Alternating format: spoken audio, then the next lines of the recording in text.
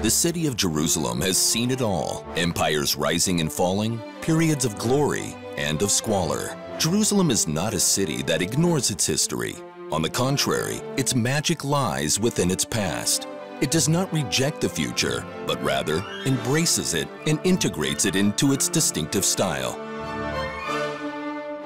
The story of the foundation of the Waldorf Astoria Hotel, a symbol of Western modernity in one of the oldest cities in the world, is a perfect example for the unique blueprint of this city in which past and future are entwined.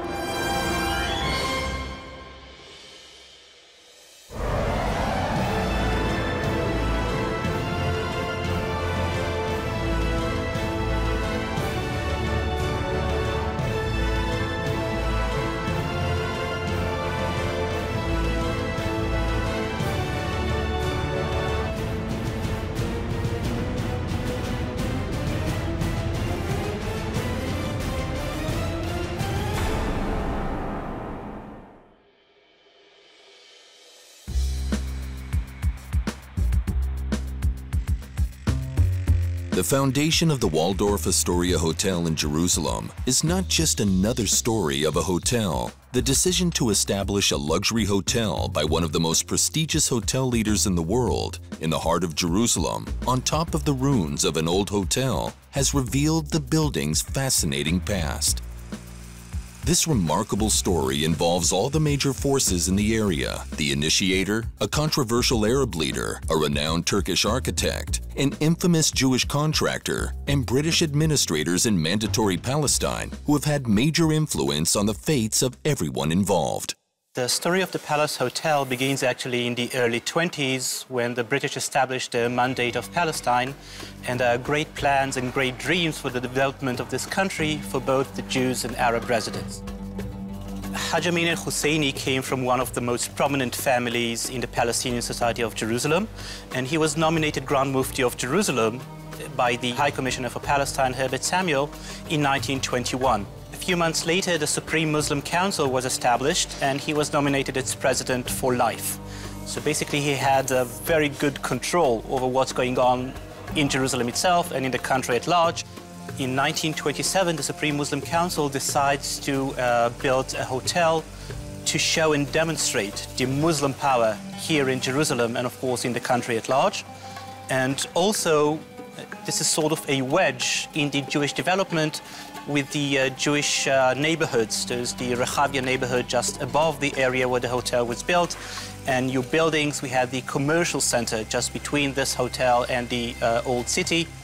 So all this was a tour de force of the Supreme Muslim Council under Haj Amin al-Husseini. Haj Amin al-Husseini personally selected each and every professional worker for this project, which was so dear to him. Mimar Kemalettin, the celebrated Turkish Ottoman architect, was chosen as architect for this project. At the time, he was one of the leading architects in the Ottoman Empire. The Supreme Muslim Council has published in the local newspaper in Arabic that they're interested in a contractor to build this lavish hotel. Eventually, they chose a partnership of two Jewish contractors with an Arab-Christian contractor, Awad, Katinka, and Dunya. Tuvia Dunya was the brother-in-law of Chaim Weizmann, who was the chairman of the Jewish agency at the time. And Baruch Katinka was also a Jewish engineer. The Supreme Muslim Council published in the paper a tender for the establishment of a hotel, which would later be known as the Palace Hotel. Mar'ud, a Christian Arab from Jerusalem, suggested I look up this tender. I said that the Supreme Muslim Council, led by the Mufti of Jerusalem, Amin al-Husseini, would probably turn down an offer made by a Jew. Mar'ud replied he was willing to work alongside us.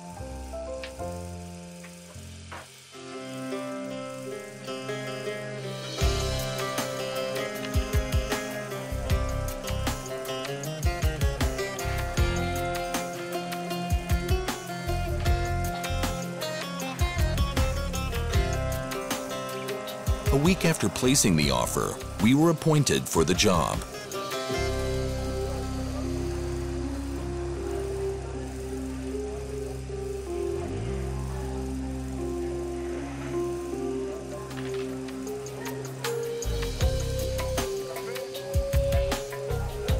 During one of my conversations with the Mufti, he told me he wasn't at all wealthy. I suggested we would build his home and charge him very little. This way, I had become the Mufti's confidant.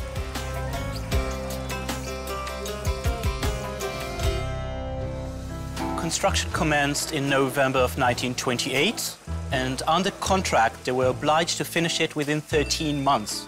And Katinka says that there was a fine of £1,000 for every day in delay.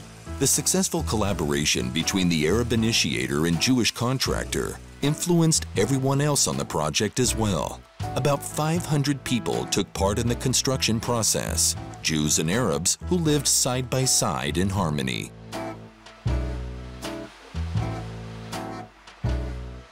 Jerusalem was one of the main scenes for the Palestine riots in August 1929, the peak of a long-running dispute between the Muslims and the Jews. Chaos dominated the streets, and many citizens were killed and injured. Construction was suspended for a period of 10 days.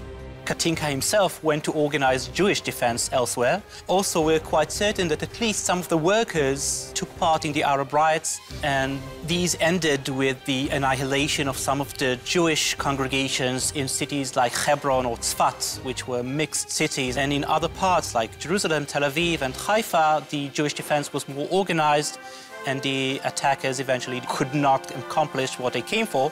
They all came back to work. Eventually, they made it through.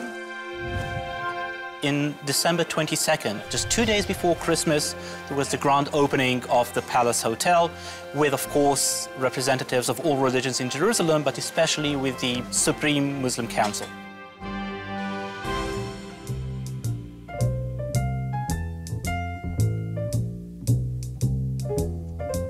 The hotel was very luxurious, and some of the pieces in the papers actually it said that it was the most luxurious hotel in the Middle East. There were over 200 rooms. At least a third of them had adjacent bathrooms, which was not very common at the time. They had a telephone service, they had 3 elevators. Everything was very lavish, very well decorated, all built to a great standard with masons and other specialists. The Palace Hotel was considered one of the most prestigious hotels in the Middle East as soon as it had opened. The guest list included renowned tycoons, noblemen, and various other wealthy and important people who had come to visit the holy city of Jerusalem. Just a year earlier, on top of all the national problems, there was also an economic crisis. So the late 20s, early 30s were not a very happy period, but still you have further development.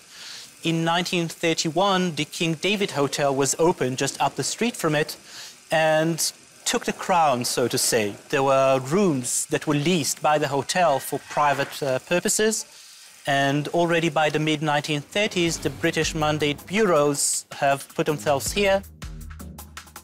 In the mid-30s, the binational tensions rise again between Jews and Arabs in the country. And in April 1936 starts the Great Arab Revolt. And for 3 years, there were great riots and fighting all over the country, both against Jews and against the British administration. Following the murder of the District Commissioner for the Galilee, Louis Yelland Andrews, the British actually fired the Grand Mufti from his office, and he hid for a certain time also at the Temple Mount, and eventually he fled. His men smuggled him out to Lebanon and then later on to Europe, where he met with high-ranking officials of the Nazi regimes, including Adolf Eichmann and even Hitler himself. The British have commissioned a royal commission under Lord Peel to investigate the deep roots of the problems in the country between Arabs and Jews. During the sessions of the Peel Commission, which was held here at the hotel, the Jewish and probably also the Arabs really wanted to know what's going on during their sessions, where nobody was even allowed to photograph, let alone to drop ears. So they have asked the electric engineer to install secret microphones in the light bulbs. And this was recorded and then taken to the offices of the Jewish agency, which were only a few hundred meters up the road from the hotel. Upon my arrival, I was summoned to the office of a senior official who asked me if it was possible to install microphones in the hotel's conference room in order to listen in on confidential assemblies, a thing of utmost national importance. That very same day, I arranged a fortuitous meeting with the engineer and asked him if it was indeed possible to bug the room. He said yes.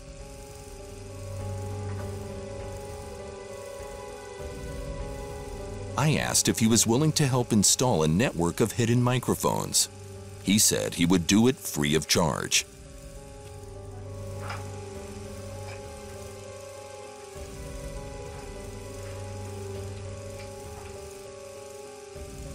Katinka in his memoirs claims that this was a non-Jewish engineer, but very recently it was found that this engineer indeed was a Jewish person. His name was Feinsod, and he was actually asked by the British to come here to build the telephone network of Palestine. My name is Moshe Feinsod. My father's name was Yeshayahu Feinsod. When I was about 13, he took me outside the city for a walk in the fields. And then he stopped and said, I have something to tell you. I betrayed the British government because I planted a lot of microphones and other gadgets in the Peel Investigation Committee, and it was in what's now called the Palace Hotel. We shared a secret, and it was kind of a bond between us, and I took it as such. So actually the intelligence of the Jewish settlement knew everything that was going on during the sessions of the Peel Committee in real time, and the British later on were quite suspicious, but they never found out why. Then we jumped to the end of 1965, and after I proposed to my wife, her father took me with him to present me to his friends. And one of his friends was Mr. Eliyahu Eilat, formerly one of the major figures in the intelligence of the state on its way. And then he told me that the Haganah instructed my father to plant microphones or other gadgets, and he did it. And here it came from a very reliable person, so I was very happy about it.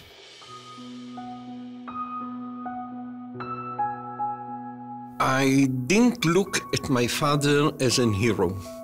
After all, it's what a boy loves in his father is mainly his personality, which was very warm. That same year, another historical event that relates to the foundation of the State of Israel occurred in the Palace Hotel in Jerusalem. On March 30th, 1936, at 1600 hours, the following sounds were heard. This is Jerusalem calling from the Palestine Broadcasting Service. האזינו לקול ירושלים. הגברת חנה רובינה תקרא עתה מתוך מגילת האש למשורר הלאומי חיים נחמן ביאליק. חנה רובינה.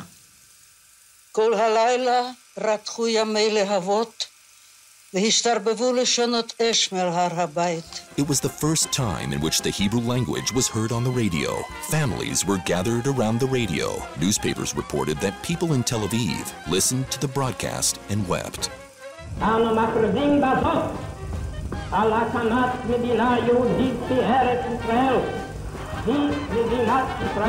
After the foundation of the State of Israel, the Palace Hotel was nationalized. Governmental offices resided in the building, as in many of the historical buildings in town. Some of Israel's prominent leaders had occupied the offices of the former hotel. Among them were the late Prime Minister Ariel Sharon, Ehud Olmert, Ehud Barak, and Natan Sharansky. Many of its dwellers didn't even know that prior to the country's foundation, it was one of the most luxurious hotels in the Middle East.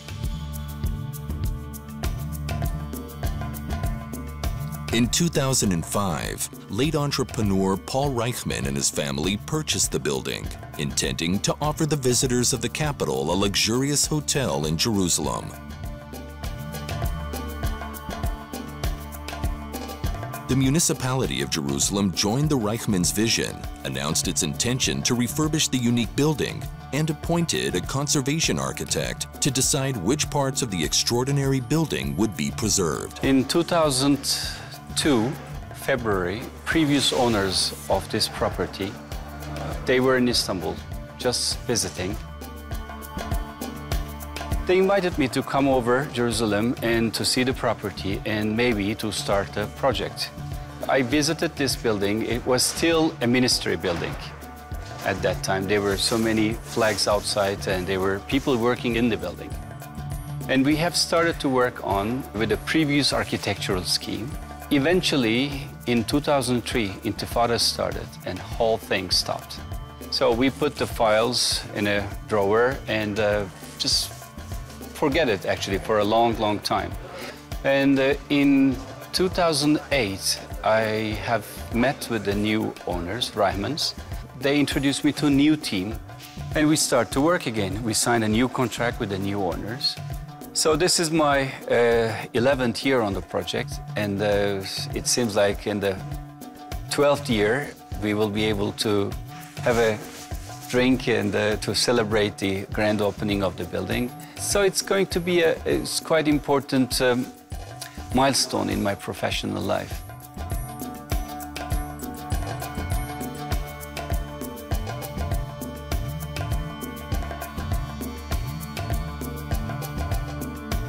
There are a few stages in deciding what to preserve and not to preserve. Usually it's based on the studies that I made of the building, the history of the building, the importance of the building, and then it goes to the statutory stage. It was decided to keep the public areas. That means the facade and the staircase is also the public space of the building.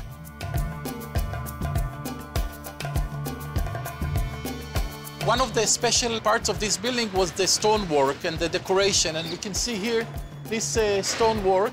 It's beautiful work that is here already for 70 or 80 years and still in very good condition. So all we did was fix a little bit and clean.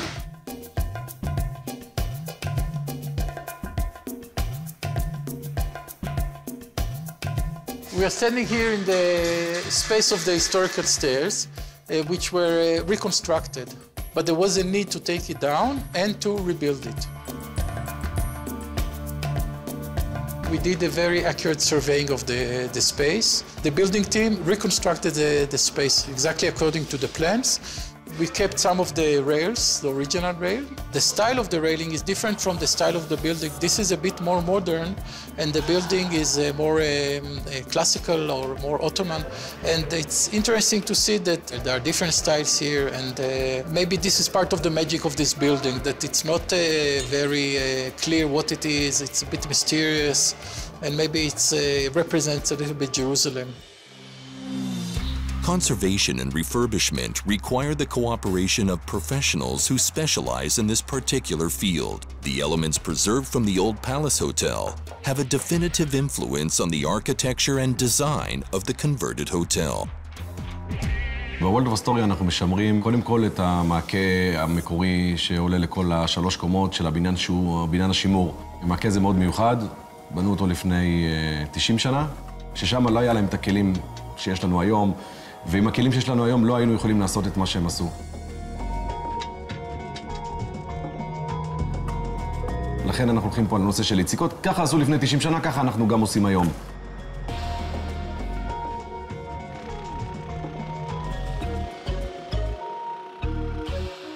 הפרויקט הראשון ששחזרנו זה פרויקט הדגל פלאזה, מנהטן, של יצחק תשובה, ששם שחזרנו את כל המוצרי ברזל שהיו בבניין, מוצרי בליז, נחושת, מעקות פנים, מעקות חוץ. לאחר מכן קיבלנו פה בארץ את בכנסת החורבה בירושלים, שזה בכנסת עתיק, שהירדנים הרסו אותו ב-48. אנחנו שחזרנו שם את כל המעקות, מנורות.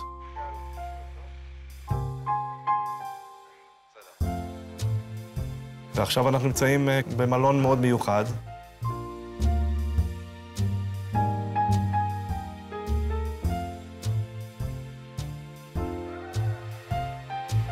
המעקה עצמו הוא דבר מאוד מאוד מעניין שהוא בנוי ללא שום ריתוך, לא היה רתכת בזמן הזה. לוקחים מעקה כבד מאוד, גודל ענק, כל גרם, ואין לו ריתוך אחד, הכל עם סמרור, זה דבר מדהים, ואנחנו לא צריכים לעשות ככה.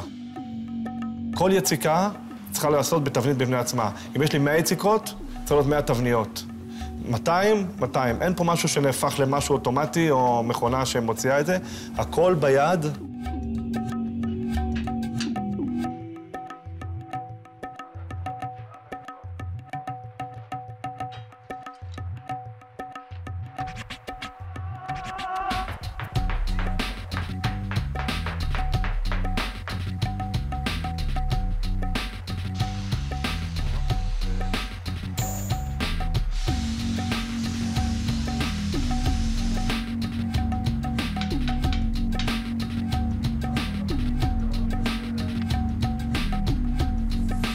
האתגר הגדול בבניין, עכשיו ברצינות, שאם יקום אותו אחד שבנה את המעקות, יקום מהקבר, זה שבנה אותו לפני 100 שנה, ויסתכל, הוא יהיה בטוח שהוא נמצא באותו בניין שהוא בנה, באותו מעקה שהוא תכנן.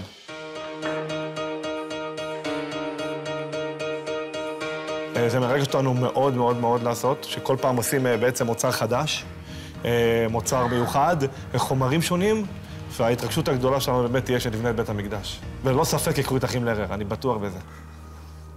הוא עף על עצמו.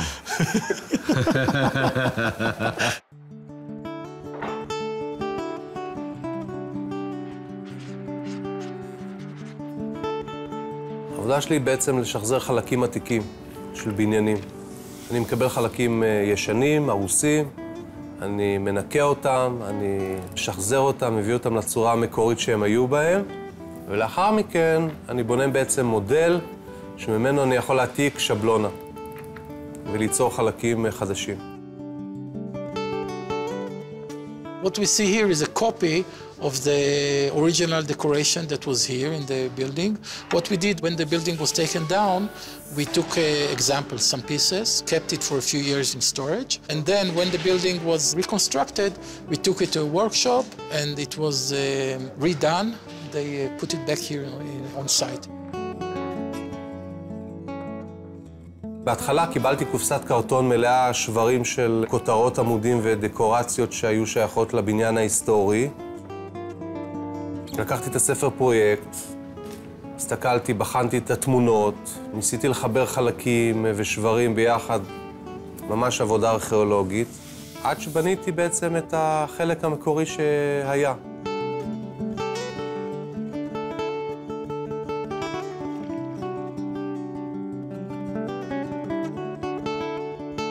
אף פעם לא הייתי ארכיאולוג, אבל אני לקחתי וחיברתי חלקים. במקומות שהיו חוסרים של חלקים, הייתי צריך להשלים אותם ולהגיע לתוצאה שהתמונה תהיה שלמה ומלאה.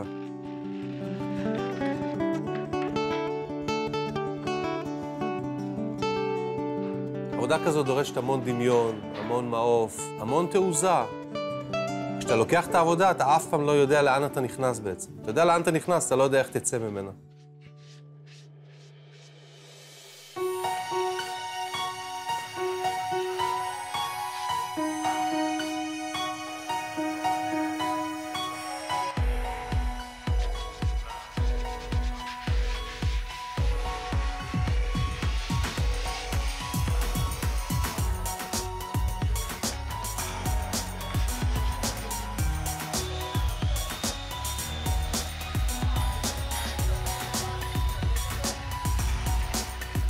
I was working at the YMCA on a restoration project for their lobby when, I suppose you call them scouts, came from the Waldorf Astoria, and they saw me working, asked me if I was interested in submitting some designs which could be used possibly for a mural here, which I was very happy to do. Taking off from the designs that are already in the room was very important to maintain a fluency. For example, the octagon shapes which are in the pillars was in the borders, and the double lines in the moldings go in the borders, as well as the arches of the top come from the windows.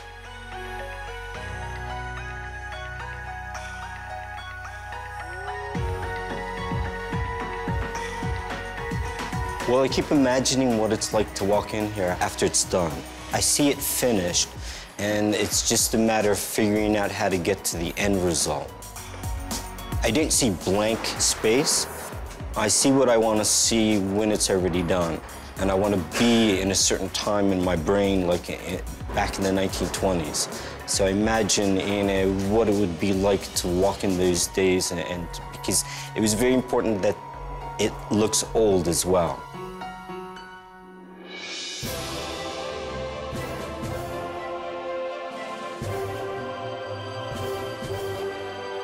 Having learned about the hotel's past, how will its future look like? It's very important for the luxury guest to have an unbelievable experience. Designing something in Jerusalem, it's an honor by itself. That's why this passion in me never ended. How can one reconstruct the glory days of a neglected building and turn it into a luxurious hotel? The feeling of luxury is the key word. Without losing the spirit of the building, it was a key element. In order to get the top quality, I had to go around the world and to pick up special items, as we are not buying things out of the shelf.